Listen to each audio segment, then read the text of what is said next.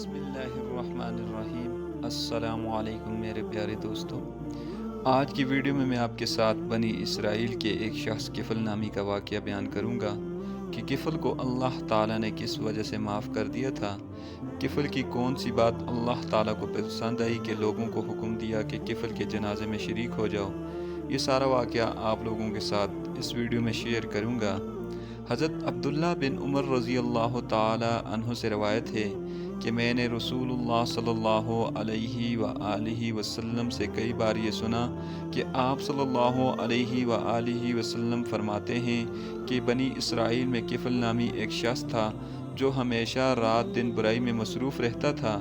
کوئی سیاکاری ایسی نہ تھی جو اس سے چھوٹی نہ ہو، نفس کی کوئی ایسی خواہش نہ تھی جو اس نے پوری نہ کی ہو۔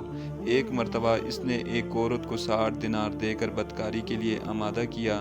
جب وہ تنہائی میں اپنے برے کام کے ارادے پر مستعد ہوتا ہے تو وہ نیک پاک دامن عورت بید لرزاں کی طرح تھر تھرانے لگ جاتی ہے۔ اس عورت کی آنکھوں سے آنسو جاری ہو جاتے ہیں، چہرے کا رنگ پھک پڑ جاتا ہے، رونگٹے کھڑے ہو جاتے ہیں۔ کفل حیران ہو کر پوچھتا ہے کہ اس ڈر و خوف اور دہشت کی کیا وجہ ہے؟ شریف النفس بعصمت لڑکی اپنی لڑکھڑاتی زبان سے جواب دیتی ہے کہ مجھے اللہ کے عذابوں کا خیال ہے، اس برے کام کو اللہ تعالیٰ نے حرام کر دیا ہے۔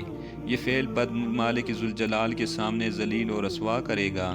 اس نیک نہار پاک دامن عورت کی پر اثر اور بے لوث مخلصانہ سچی تقریب اور خیر ثوابی نے کفل پر اپنا گہرا اثر ڈالا، کیونکہ جو بات سچی ہوتی ہے وہ دل ہی میں اپنا گھر کر لیتی ہے۔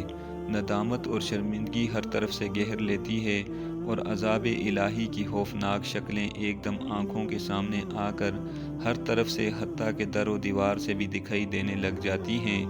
جسم بے جان ہو جاتا ہے، قدم باری برکم ہو جاتے ہیں، دل خوف سے لرزا جاتا ہے۔ سو ایسا ہی کفل کو معلوم ہوا۔ وہ اپنے انجام پر غور کر کے اپنی سیاہکاریاں یاد کر کے رو دیا اور کہنے لگا، اے پاک باز عورت، تو محض ایک گناہ وہ بھی نہ کردہ پر اس قدر لرزا رہی ہے۔ ہائے، میری تو ساری عمر اپنی بدکاریوں اور سیاہ اعمال میں بسر ہو گئی ہے۔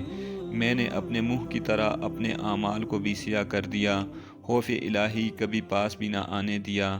ہائے، میرے مالک مجھ سے ناراض ہوگا، اس کے عذاب کے فرشتے میری طاق میں ہوں گے، میری قبر کے سانپ بچھو میری انتظار میں ہوں گے۔ مجھے تو تیری نسبت زیادہ ڈرنا چاہیے، نہ جانے میرے میدان حشر میں کیا حال ہوگا۔ اے پاک دامن عورت، تو گواہ رہنا، میں آج سے تیرے سامنے سچے دل سے توبہ کرتا ہوں کہ آئندہ رب کی ناراضگی کا کوئی ایسا کام نہ کروں گا۔ میں نے وہ رقم تمہیں اللہ کے واسطے دے دی، میں اپنے ناپاک ارادے سے ہمیشہ کے لیے باز آتا ہوں۔ پھر گریہ زاری کر کے اللہ تعالیٰ سے توبہ استغفار کرتا ہے اور رو رو کر اعمال کی سیاہی دھوتا ہے اور دعا کرتا ہے کہ یا رب العالمین، میری سرکشی سے درگزر فرما، مجھے اپنے دامن عفو میں چھپا لے، میرے گناہوں سے چشم پوشی کر اور مجھے اپنے عذاب سے بچا لے۔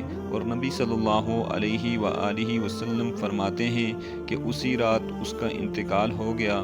صبح کو لوگ دیکھتے ہیں کہ اس کے دروازے پر لکھا ہوا تھا، ان اللہ قد غفر الکفل، بے شک اللہ تعالیٰ نے کفل کے گناہوں کو معاف کر دیا۔ یہ کیوں لکھوایا ہوا تھا؟ یہ اس لیے لکھوایا ہوا تھا کہ ہم نے کفل کو معاف کر چکے ہیں، جاؤ اس کے غسل میں، دفن میں، جنازے میں شرکت کرو، عزت کے ساتھ ہمارے پاس پہنچ جاؤ۔ یہ میرے اللہ ہے، رحیم و کریم و رحمان، جو ایک بدکاریوں میں ڈوبے ہوئے شخص کو صرف ایک توبہ کرنے پر معاف کرتا ہے۔